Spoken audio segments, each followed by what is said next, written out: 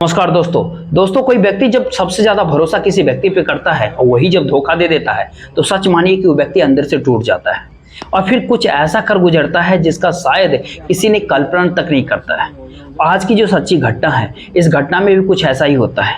दो लोगों की गलतियों के कारण से एक दो नहीं बल्कि 10-10 बच्चे अनाथ की जीवन जीने के लिए मजबूर हो जाते हैं। लेकिन सच्चाई जब लोगों को पता चलता है तो सच में किसी को भी अपने कानों पर यकीन ही नहीं होता है। नमस्कार, मेरा नाम जितेंद्र कुमार, आप देख रहे हैं स्टडी सफर तक। वीडियो को लाइक और चैनल को सब्सक्राइब जरूर कीजिएगा। दोस्तों, आज की जो सच्ची घटना मैं आपको बताने वाला हूँ, दरअसल यह घटना होता है उत्तर प्रदेश की, और उत्तर प्रदेश का एक जिला पड़ता है बाराबंकी, और इसी बाराबंकी का एक थाना लगता है असंदरा, और असंदरा थाने के अंतर्गत एक गाँव पड़ता है मल्लुपुर माजरे, और इसी मल्लुपुर माजरे गांव का रहने वाला अजय कुमार शुक्ला होता है, जिसकी उम्र करीब 40 वर्ष होती है। अजय कुमार की पत्नी का नाम होता है संतोषी कुमारी, जिसकी उम्र करीब 36 वर्ष के आसपास होती है। अजय के टोटल 5 बच्चे होते हैं। अजय जो एक ऑटो रिक्शा चलाता है, कुछ पैसे कमाता है और काफ़ी मुश्किल से अपने परिवार के साथ गुजारा करता है। बात मैं आपसे कर रहा हूँ 17 दिसंबर 2023 की सुबह के करीब 12-1 बजे के आसपास की। अजय अपने घर से एक बाइक लेकर के बाहर निकलता है, लेकिन गलती से अपना मोबाइल घर पे ही छोड़ जाता है। लेकिन देर शाम तक अजय जब वापस घर नहीं लौटता है, अब उसकी पत्नी संतोषी को डर सताने लगता है। अब संतोषी को एक बात समझ में नहीं आता कि अपने पति को कहाँ ढूंढे, कैसे ढूंढे। इसीलिए संतोषी के जितने भी जानने वाले लोग होते हैं, सबके नंबर पे वो कॉल करती है और अपने पति के बारे में पूछताछ करती है। लेकिन इसके बावजूद भी अजय का कहीं कुछ अता पता नहीं चलता है, और देखते ही देखते पूरी रात बीत जाती है। अगली सुबह तक जब अजय वापस घर अपने नहीं लौटता है, संतोषी और उसके बच्चों का रो रो करके काफी बुरा हाल हो जाता है। इसीलिए अगले दिन 18 दिसंबर 2023 को संतोषी इसी असंदरा थाने के अंदर जाती है और अपने पति की गुमशुदगी का रिपोर्ट दर्ज करवा देती है। पुलिस प्रशासन जब संतोषी से उसके पति के बारे में पूछताछ करती है तो संतोषी पुलिस वालों को साफ साफ कहती है कि साहब, मेरे पति जब घर से निकले थे वो बता रहे थे कि वो मस्तान बाबा के पास जा रहे हैं। दरअसल मस्तान बाबा जो हमारे गांव से थोड़ी ही दूरी पर रहते हैं। जैसे ही मस्तान बाबा का नाम वो लेती है, पुलिस अब अजय के बारे में ढूंढते हुए सबसे पहले वो मस्तान बाबा तक पहुंचती है। मस्तान बाबा से जब पुलिस पूछताछ करती है तो मस्तान बाबा का कहना होता है, पुलिस को बताता है कि साहब, अजय मेरे पास आया ही नहीं था। पुलिस को भी नहीं समझ में आती है कि आखिरकार वो अजय को ढूंढे कहाँ, क्योंकि अजय भी अपना मोबाइल घर पर ही छोड़ गया था। इसीलिए पुलिस प्रशासन अब अजय के बारे में पता लगाने के लिए उसका एक फोटो लेकर के अगले दिन के पेपर में एक इश्तिहार देती है। लेकिन जैसे एक दिन का और समय बीतता है, 19 दिसंबर 2023 को इधर प्रतापपुरवा गांव के जंगल के भीतर एक व्यक्ति की लाश लोगों को पता मिलती है। प्रतापपुरवा गांव जो है, जो राम से नहीं घाट थाने के अंतर्गत पड़ता है। लोग जैसे उस लाश को देखते हैं, इस बात की जानकारी नजदीकी पुलिस स्टेशन में देते हैं। पुलिस प्रशासन जब उस घटनास्थल पर पहुंचती है तो सबसे पहले उस लाश को कब्जा में लेती है और उसे चेक करती है तो पता चलता है उसके शरीर के ऊपर कई जगहों पर चोट और घाव के निशान है। लेकिन पुलिस प्रशासन जब उस लाश को देखती है, देख करके पहचान कर लेती है। दरअसल मरने वाला व्यक्ति कोई और नहीं बल्कि अजय ही होता है।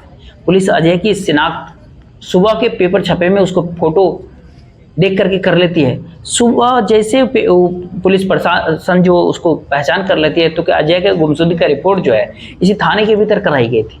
असंदरा थाने के पुलिस जब घटनास्थल पर पहुंचती है, सबसे पहले इस बात की जानकारी अजय की पत्नी संतोषी को दे देती है। अब संतोषी जब अपने 5 बच्चों को लेकर के घटनास्थल पर पहुंच जाती है और जब अपने पति को मृत अवस्था में देखती है, सबके सब चीख चीख करके रोने लगते हैं। पुलिस प्रशासन सबसे पहले उस लाश को अपने कब्जे में ले लेती है और उसको पोस्टमार्टम के लिए भेज देती है जिला अस्पताल। फिर संतोषी से पूछताछ करती है, क्या तुमको किसी के ऊपर शक है कि तुम्हारे पति की हत्या कौन कर सकता है? इसके ऊपर संतोषी पुलिस वालों को बताती है कि हाँ साहब, मेरे ही गांव के 5 लोग हैं जिनके साथ मेरे पति का जमीनी विवाद भी हो रहा था। दरअसल उन सारे लोगों ने ही मेरे पति की हत्या करवाया है, जिनमें से एक का नाम होता है महेश, दूसरे का नाम होता है राम कुमार, और तीसरे का नाम होता है माधव, चौथे का नाम होता है बाबासो और 5वें का नाम होता है प्रदीप। संतोषी जैसे इन 5 का नाम लेती है, पुलिस उसी दिन ही संतोषी के गांव जाती है और वहां से इन 5 को अपने साथ गिरफ्तार करके थाने ले आती है। फिर इन 5 से अजय की हत्या के बारे में एक एक करके पूछताछ करती है। लेकिन इस 5 पुलिस वालों को एक ही बात कहता है कि साहब, हमने अजय की हत्या नहीं किया। ये सत्य है कि हमारा अजय के साथ जमीनी विवाद चल रहा था, लेकिन हमने कभी अजय से झगड़ा तकरार तक नहीं किया था। पुलिस प्रशासन इन पांचों से और कई तरह का सवाल करता है, लेकिन ये पांचों अपनी जिद से ही पीछे नहीं हटते हैं। इसीलिए पुलिस अब इन पांचों के बारे में पता लगाने के लिए संतोषी के गांव पहुंचती है और उसके आस पड़ोस के लोगों से पूछताछ करती है। लेकिन आस पड़ोस के लोग भी पुलिस वाले को यही बताते हैं कि साहब वो पांचों काफी सीधा साधा व्यक्ति होता है, दरअसल वो अजय की हत्या नहीं कर सकता। पुलिस जब इधर वापस थाने में आती है, उसके कुछ ही देर बाद संतोषी भी थाने में आ जाती है और फिर पुलिस वालों से रिक्वेस्ट करने लगते हैं कि साहब उन पांचों को आप छोड़ दीजिए। खुद संतोषी उन पांचों को छोड़ने की जब रिक्वेस्ट करती है, ये देख करके पुलिस वालों को भी काफ़ी अजीब लगता है। दरअसल पुलिस को अब कहीं ना कहीं संतोषी के ऊपर ही शक हो जाता है। पुलिस को जैसे ही संतोषी के ऊपर शक जाता है, पुलिस संतोषी के बारे में पता करने के लिए उसके मोबाइल नंबर का कॉल डिटेल्स निकलवाती है। अब कॉल डिटेल्स को जब चेक करती है पुलिस, तो उसमें एक ऐसा नंबर संदिग्ध दिख जाता है जिसपे संतोषी पिछले कई महीनों से लगातार कॉल करती आ रही थी। दरअसल संतोषी का पति अजय जब अपने घर से लापता हुआ था, उसके बाद भी संतोषी उस नंबर पर लगातार बातचीत कर रही थी। पुलिस प्रशासन जब उस नंबर के डिटेल्स निकलवाती है तो पता चलता है कि वो नंबर किसी नीरज कुमार विश्वकर्मा के नाम पर रजिस्टर्ड है। नीरज, जिसकी उम्र होती है करीब 36 वर्ष, जो मोहम्मदपुर गांव का रहने वाला है, मोहम्मदपुर बाजार के अंदर ही अपना एक मोबाइल का दुकान चलाता है। पुलिस को जैसे इस तरह की डिटेल्स मिल जाती है, पुलिस अब नीरज से पूछताछ करने के लिए मोहम्मदपुर गांव उसके घर पे जाती है। पुलिस जब उसके घर पे जब पहुंचती है तो पता चलता है कि नीरज अपना घर छोड़ करके भाग चुका है। इसीलिए पुलिस अब नीरज के मोबाइल पर कॉल करती है, लेकिन रिंग तो होती है, लेकिन नीरज कॉल नहीं उठाता है। तो पुलिस जब दूसरी बार नंबर पे कॉल करती है, नीरज के नंबर पे, तो नीरज अपना मोबाइल स्विच ऑफ कर देता है, जिससे पुलिस वालों को पूरा विश्वास हो जाता है कि शायद नीरज अजय की हत्या के बारे में जरूर कुछ न कुछ तो उससे जानकारी है। इसीलिए पुलिस प्रशासन अब नीरज के मोबाइल का लोकेशन निकलवाती है और फिर उस लोकेशन के ऊपर पहुंचकर नीरज को अपने साथ गिरफ्तार करके थाने ले आती है। फिर नीरज से अजय की हत्या के बारे में पूछताछ करती है। इधर नीरज भी जब पुलिस वालों के सामने जब आता है, देख करके इस प्रकार से वो डर जाता है कि बिना किसी शक्ति दबाव के तुरंत ही अपनी सारी सच्चाई को कबूल कर लेता है। लेकिन नीरज जब इस हत्याकांड की पूरी कहानी को बयां करता है तो सच में इसको सुनने के बाद किसी को भी अपने कानों पर विश्वास ही नहीं होता है। दरअसल इस कहानी की जो शुरुआत होती है वो घटना से करीब 6 वर्ष पहले। अजय, जो कि एक काफ़ी गरीब परिवार से होता है, उसके पास थोड़े बहुत खेती की ज़मीन होती है, लेकिन ऑटो रिक्शा जब वो चलाना शुरू करता है, वो नशे की लत में आ जाता है। शराब इस कदर से पीने शुरू कर देता है कि अपनी सारी ज़मीनें भी बेच देता है। उसके बाद से जुआ तक खेलने लगता है। शराब और जुए की इस प्रकार से आदी हो जाता है अजय कि अजय के ऊपर करीब करीब 15 लाख रुपए की कर्ज हो जाती है, जिसके वजह से अजय की घर की माली स्थिति काफ़ी बिगड़ जाती है। और फिर इसी कारण से पति और पत्नी के बीच में काफ़ी झगड़े तकरार होना शुरू होता है। पति और पत्नी के बीच में जब काफ़ी झगड़े तकरार होना शुरू होता है, अजय और संतोषी के बीच में अब दूरियां धीरे धीरे बनने शुरू हो जाती है। एक दिन संतोषी का मोबाइल जब खराब हो जाता है, अपना मोबाइल ठीक करवाने के लिए मोहम्मदपुर बाजार में वो जाती है और नीरज की दुकान पर वो पहुँच जाती है। नीरज को जब वो मोबाइल ठीक करने के लिए देती है, नीरज उसको कहता है कि कुछ देर अगर आप रुक जाओगे तो मोबाइल अभी ठीक करके आपको दे दूंगा। संतोषी वहीं पे रुक जाती है, लेकिन नीरज जब उसका मोबाइल ठीक करने लगता है, संतोषी से बातचीत करने लगता है। कुछ ही देर तक दोनों एक दूसरे से जब बातचीत करते हैं, कहीं ना कहीं दोनों को एक दूसरे की बातें काफ़ी हद तक पसंद आ जाती है। वहाँ से संतोषी जब अपना मोबाइल लेकर के घर वापस आती है तो साथ में नीरज का मोबाइल नंबर भी ले लेती है। लेकिन जब घर पे वो आती है, उसके बाद से नीरज के नंबर पे लगातार कॉल करती है और फिर दोनों के बीच में बातचीत का जो सिलसिला जारी होता है, वो बातचीत करते करते आखिरकार नीरज और संतोषी के बीच में प्रेम प्रसंग शुरू हो जाता है। नीरज और संतोषी के बीच में जब प्रेम प्रसंग शुरू होता है, उसके बाद से संतोषी नीरज से मुलाकात करने के लिए अक्सर उसके दुकान पर ही जाना शुरू कर देती है। नीरज संतोषी को अपने घर पर इसलिए भी नहीं बुलाता क्योंकि नीरज भी ऑलरेडी शादीशुदा होता है और उसके भी 5 बच्चे होते हैं। लेकिन संतोषी जब बार बार नीरज से दुकान पर मुलाकात करने के लिए जाती है, संतोषी को भी ठीक नहीं लगता। इसीलिए संतोषी एक दिन नीरज से कहती है कि तुम मुझसे मिलने के लिए घर पर ही आया करो, क्योंकि मेरा पति सुबह ही घर से ड्यूटी के लिए निकल जाता है, देर शाम तक वो घर वापस आता है, बच्चे भी स्कूल चले जाते हैं, मैं घर पे अकेले ही रहती हूँ। लेकिन नीरज संतोषी के घर पे जाने के लिए वो तैयार नहीं होता। नीरज संतोषी से कहता है कि मैं इससे पहले न तो तुम्हारे कभी गांव में गया हूँ, न ही कभी तुम्हारे घर पे। अगर मैं तुम्हारे घर पे जाना शुरू कर दिया तो कहीं ना कहीं पड़ोसियों को इस बात का शक हो जाएगा और हमारे प्यार के बारे में लोगों को पता चल जाएगा। इसीलिए जब वो नीरज उसके घर पे, संतोषी के घर पे जाना से मना करता है, संतोषी भी नीरज से मुलाकात करने के लिए काफ़ी बेचैन हो जाती है। तभी संतोषी के दिमाग में एक आइडिया जन्म लेता है। दरअसल संतोषी सोचती है कैसे भी तक करके अपने पति का नीरज से दोस्ती करवा दे। इस बारे में जब नीरज से बातचीत करती है, नीरज को भी ये आइडिया काफ़ी पसंद आ जाता है। इसीलिए एक दिन संतोषी जानबूझ करके अपना मोबाइल तोड़ती है और अपने पति से कहती है कि मोहम्मदपुर बाजार में जाओ और वहाँ पर नीरज की दुकान में इसको ठीक करवा लेना। इधर अजय जब अपनी पत्नी का मोबाइल लेकर के नीरज की दुकान पे जाता है, उससे पहले ही संतोषी नीरज के नंबर पे कॉल कर देती है और कहती है कि मेरा पति मोबाइल लेकर के तुम्हारे दुकान पे पहुंचने वाला है, किसी भी प्रकार से तुम उससे दोस्ती कर लेना। होता भी ठीक किसी प्रकार से।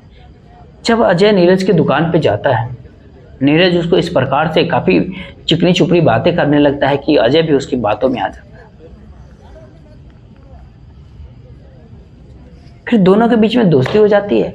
इधर अजय जब शाम के समय अपने घर पे लौटता है, नीरज भी अपना दुकान बंद करने के बाद एक शराब की बोतल लेता है और सीधे अजय के घर पे चला जाता है। और फिर अजय के ही घर में बैठ करके दोनों काफ़ी मज़े में शराब पीता है। दोनों जब एक साथ बैठ करके शराब काफ़ी पीते हैं, समय के अनुसार दोनों के बीच में काफ़ी गहरी दोस्ती बढ़ जाती है। उसके बाद से नीरज जब शाम के समय कभी कभी अजय के घर पे जब जाता है तो रात के समय उसके घर पे ही रुक जाता है। लेकिन जैसे ही नीरज का बार बार अजय के घर पे आना जाना शुरू होता है, उसके बाद से अब नीरज कभी कभी दिन के समय भी अजय के घर पे आना शुरू कर देता है। लेकिन जैसे ही कुछ महीने का समय बीतता है, कहीं ना कहीं पड़ोसियों को नीरज को लेकर के शक हो जाता है। इसीलिए एक दिन पड़ोसी अजय से कहता है कि शायद तुम्हारे दोस्त नीरज का तुम्हारी पत्नी के साथ में अवैध संबंध चल रहा है, क्योंकि जब तुम घर पे नहीं होते हो अक्सर तुम्हारे घर पे ही आता है। काफ़ी देर बिताने के बाद तुम्हारे आने से पहले यहाँ से लौट जाता है। तो पड़ोसी जैसे इस तरह की बातें अजय से कहते हैं, अजय को भी कहीं ना कहीं अपनी पत्नी के ऊपर शक हो जाता है। और फिर उसके बाद से अजय नीरज को हमेशा के लिए अपने घर पर आने से मना कर देता है। इधर नीरज जब अजय के घर पे जाना बंद करता है, संतोषी नीरज से मिलने के लिए बेचैन हो जाती है। संतोषी को समझ ही नहीं आता कि आखिरकार वो अब नीरज से कैसे मुलाकात करे, कहाँ मुलाकात करे। एक दिन किसी भी प्रकार से मौका निकाल करके जा करके दुकान पे ही नीरज से मुलाकात करती है संतोषी और कहती है कि हम मेरे पति को रहते हुए हम दोनों एक दूसरे से मुलाकात नहीं कर सकते, इसलिए मैं चाहती हूँ कि तुम मेरे पति को हमेशा के लिए इस दुनिया से ही हटा दो। अपने ही पति को जब इस दुनिया से हटाने के बाद जब वो कहती है संतोषी, नीरज भी संतोषी के प्यार में तब तक इस प्रकार से अंधा हो गया था कि उसका यह काम करने के लिए वो तैयार हो जाता है। लेकिन सबसे बड़ी समस्या ये होती है कि आखिरकार नीरज अजय से मुलाकात कैसे करे और उससे इस दुनिया से हटाए कैसे। तभी संतोषी के मन में फिर से एक जन्म लेती है आइडिया और संतोषी नीरज से कहती है कि तुम किसी भी प्रकार से मेरे पति से गलतियों की माफ़ी मांग लो, फिर से उससे दोस्ती कर लो। जैसे इस तरह की बातें कहती है, नीरज एक दिन अजय के नंबर पे कॉल करता है और उससे मिलने के लिए अपनी दुकान पे बुलाता है। अजय जब नीरज की दुकान पे पहुंचता है, नीरज तुरंत ही अजय के सामने हाथ जोड़ करके खड़ा हो जाता है और उसको अपनी गलतियों की माफ़ी मांग लेता है। कहता है किसी भी प्रकार करके एक बार तो मुझे माफ़ कर दो, लेकिन हमारी दोस्ती मत तोड़ो। जब दिल से अपनी गलतियों की माफ़ी मांगता है, अजय भी उसको माफ़ कर देता है। लेकिन अजय जैसे माफ़ कर देता है, उसके बाद से नीरज उसको कहता है कि मैं तभी मानूंगा कि तुम मुझे माफ़ कर चुके हो जब हम एक साथ बैठ करके काफ़ी शराब पियेंगे, और इस बार हम शराब तुम्हारे घर पे नहीं बल्कि घर से बाहर पियेंगे। शराब पीने की बात जैसे वो कहता है, अजय भी नीरज की बातों में आ जाता है। जैसे ही अजय नीरज की बातों पर विश्वास कर लेता है, 17 दिसंबर 2023 के सुबह सुबह नीरज अजय के नंबर पे एक कॉल करता है और शराब पिलाने के लिए उसको अपने दुकान पे बुला लेता है। इधर करीब 11 बजे के आसपास अजय जब अपने बाइक लेकर के घर से बाहर निकलता है, संतोषी भी चालाकी दिखाते हुए अपने पति से कहते हैं कि तुम शराब पीने जा रहे हो सकता है तुम्हारा मोबाइल कहीं गुम हो जाएगा, इसीलिए अपना मोबाइल तुम घर पर ही छोड़ करके जाओ। क्योंकि संतोषी को पहले से ही पता था कि पुलिस अगर उसके पति को कहीं ढूंढना शुरू करेगी तो मोबाइल के जरिए ही ढूंढेगी। अजय जब नीरज की दुकान पे पहुंचता है, नीरज अजय को कुछ देर तक अपनी दुकान पे बिठाता है। जैसे ही शाम का समय होती है, उसके बाद से नीरज अजय को उसी की बाइक के ऊपर बैठ करके वहाँ से बाहर निकलता है। सबसे पहले शराब के ठेके पे जाता है और वहाँ से उस शराब की बोतलें खरीद लेता है। फिर अजय से कहता है कि हम एक ऐसी सुनसान जगह पे चलते हैं जहाँ पर हमें कोई डिस्टर्ब नहीं करेगा। नीरज अजय से कहता है कि हम प्रतापपुर गांव के जंगल में चलते हैं, वहाँ पर कोई भी नहीं होता है, वहीं पे बैठ करके हम लोग शराब पीते हैं। उसके बाद से जब दोनों ही मोटरसाइकिल से उस जंगल में पहुँचते हैं, तब तक काफ़ी शाम हो चुका था। बाइक को सड़क के किनारे पे लगा करके दोनों जंगल के भीतर जाते हैं। आगे आगे अजय जाता है, पीछे पीछे नीरज। नीरज बाइक का हेलमेट अपने हाथ में ले रखा था। जैसे उसको मौका मिल जाता है, उसी हेलमेट से अजय के सर पे काफी जोर से वार कर देता है। इधर अजय जब दर्द से बर्दाश्त नहीं कर पाता, वहीं पे धड़ाम से गिर जाता है। लेकिन अजय जैसे ही जमीन पे वो गिर पड़ता है, उसके बाद से नीरज उसी हेलमेट से अजय के ऊपर एक पर एक लगातार कई सारे वार करता है, जिसकी वजह से अजय वहीं पे बेहोश हो जाता है। अजय जैसे ही बेहोश हो जाता है, उसके बाद से नीरज अपने पास से एक तेज धारदार हथियार निकालता है और अजय के गले पे रेत देता है, जिसकी वजह से अजय की घटनास्थल पे ही मौत हो जाती है। उसके बाद से नीरज अजय की लाश को वहीं पे छोड़ देता है, अपने घर पे वापस आ जाता है और फिर अजय के ही नंबर पे कॉल करके उसकी पत्नी को कहता है कि काम हो गया है। सच में नीरज जब ये पूरी कहानी पुलिस वालों को अपनी ही जुबानी सुनाता है, तो पुलिस नीरज के कहने पे अजय की पत्नी संतोषी को भी अपने साथ गिरफ्तार करके आती है। फिलहाल पुलिस वालों ने इन दोनों को, आरोपियों को अपने साथ गिरफ्तार करके इन पर हत्या जैसे मामले में FIR दर्ज करके जेल भेज दिया। लेकिन जब इसका सच्चाई लोगों को पता चलता है, तो लोग एक ही बात बोलते हैं, इन दोनों की गलती की वजह से अजय के 5 बच्चे अनाथ के जीवन जीने के लिए मजबूर नहीं है, बल्कि नीरज के भी 5 बच्चे पिता के लिए तरस गए। दोस्तों, पूरी घटनाक्रम सुनाने का उद्देश्य आपको परेशान करना नहीं था, नहीं आपका दिल दुखाना था, बल्कि आपको जागरूक करना था, आपको सचेत करना था। अब जहां भी रहे सुरक्षित रहे और अपनों का ख्याल रखें। बाकी मुझे दीजिए इजाजत। जय हिंद, जय भारत।